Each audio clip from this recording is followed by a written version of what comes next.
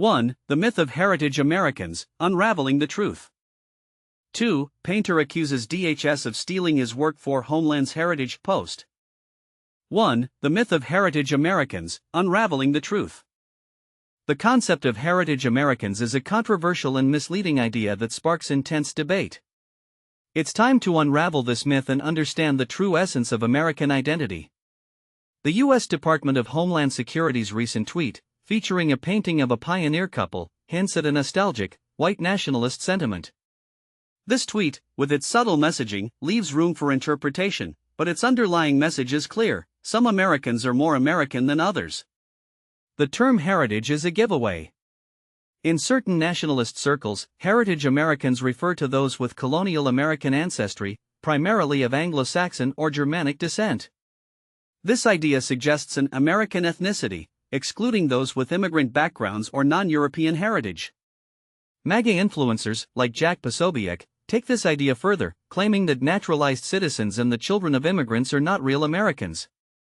Posobiec's statements, targeting candidates like Zoran Mamdani and Omar Fateh, highlight the divisive nature of this belief.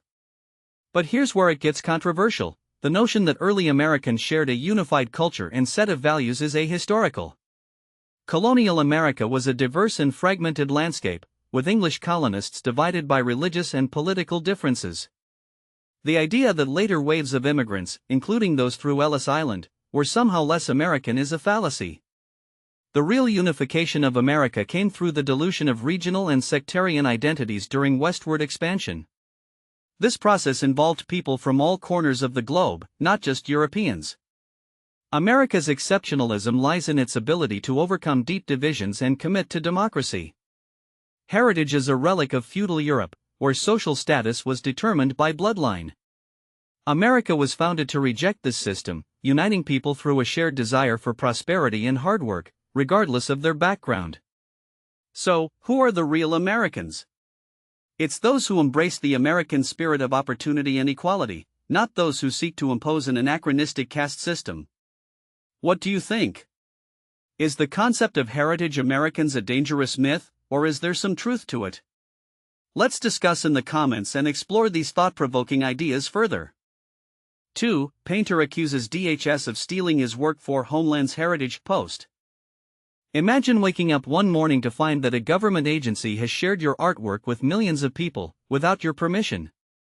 This is exactly what happened to American painter Morgan Weisling, whose oil painting New Life in a New Land was posted by the U.S. Department of Homeland Security, DHS, on their social media account, accompanied by the caption, "Remember your homeland's heritage." But here's the shocking part: Weisling had no idea his work was being used, and he certainly didn't give DHS the green light to share it. As an artist who has built a reputation for his realistic paintings of American frontier life, Weisling was understandably upset by the unauthorized use of his work.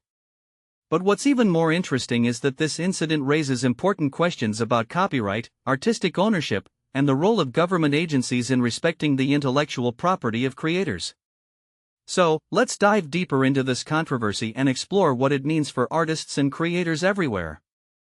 Weisling's painting, which depicts a man and a woman in the Old West holding a baby inside a covered wagon, is a beautiful representation of American history and heritage. However, the fact that DHS used it without permission is a clear violation of Weisling's copyright. According to Weisling, he was surprised to see his work being used by DHS and is still trying to figure out how it happened and what to do next. This incident is not just about Weisling's painting, it's about the broader issue of artistic ownership and the importance of respecting the intellectual property of creators. As Weisling himself noted, the use of his painting without permission is a violation of my copyright, and it's essential that government agencies and other organizations understand the value of respecting the rights of artists and creators. But here's where it gets even more complicated. Weisling has been associated with conservative evangelical nonprofit Focus on the Family, which has been a vocal opponent of abortion access and LGBTQIA+ rights. This partnership has raised eyebrows, especially given the fact that Weisling's painting was used by DHS to promote a message about Homeland's heritage. Some might argue that Weisling's association with Focus on the Family and his apparent alignment with the Trump administration's values make his complaint about copyright infringement hypocritical. Others might see it as a legitimate concern about artistic ownership and the importance of respecting the intellectual property of creators. And this is the part most people miss: the fact that Weisling's painting was used to promote a message about American heritage and values, without his permission, raises important questions about the role of government agencies in shaping public discourse and promoting certain ideologies. So, what do you think?